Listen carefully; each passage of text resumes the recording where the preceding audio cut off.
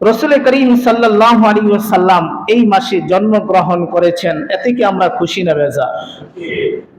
যেই নবীর উম্মত হওয়ার জন্য অন্যান্য নবীরা পর্যন্ত আল্লাহর কাছে দরখাস্ত করছে, ফরিয়াদ করছে, আল্লাহ তুমি যদি আমাকে আখির নবীর উম্মত বানাইতা, বড় দামি মানুষ হয়ে যাইতাম, সম্মানিত হয়ে যাইতাম। আল্লাহ তাআলা একজন নবীর দোয়াকে কবুল করেছেন। সেই নবীটার নাম কি?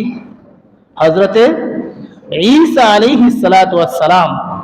কিয়ামতের আগে সেই নবী দুনিয়াতে আসবে, নবী হিসাবে নয়, আখির নবীর উম্মত হিসাবে দুনিয়াতে আসবে। সুবহানাল্লাহ বলবেন না? আপনি আমি নবীজির মর্যাদা বুঝি না। যদি ঠিক নবীজির মর্যাদা বুঝতাম, তাহলে আপনার আমার জীবন এভাবে কাটে না। একজন নবী হয়ে এই আখির নবীর উম্মত হওয়ার জন্য আল্লাহর কাছে দরখাস্ত করছে।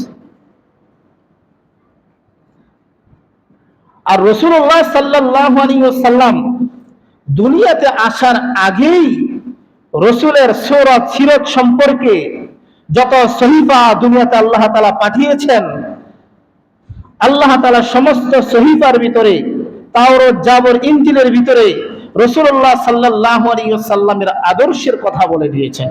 সুবহানাল্লাহ! কেমন নবী!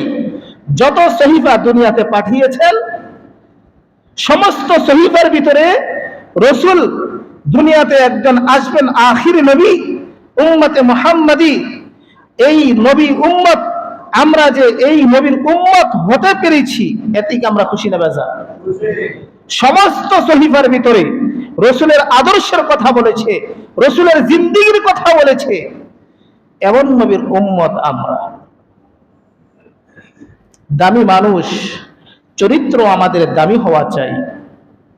কথা বলেন, আমাদের চরিত্র দামি হওয়া চাই, দামি মানুষ হওয়া চাই। আল্লাহ তাআলা যেন আমাদেরকে দামি মানুষ বানিয়ে দেয়। সকলে বলুন আমিন। এই মাসে রাসূলুল্লাহ সাল্লাল্লাহু আলাইহি সাল্লাম দুনিয়াতে আগমন করেছেন। এই আগমনের জন্য আসমান খুশি হয়ে গেছে, জমিন খুশি হয়ে গেছে, সমস্ত মাখলুকাত খুশি হয়ে গেছে। রাসূল এই দুনিয়াতে আগমন করবেন।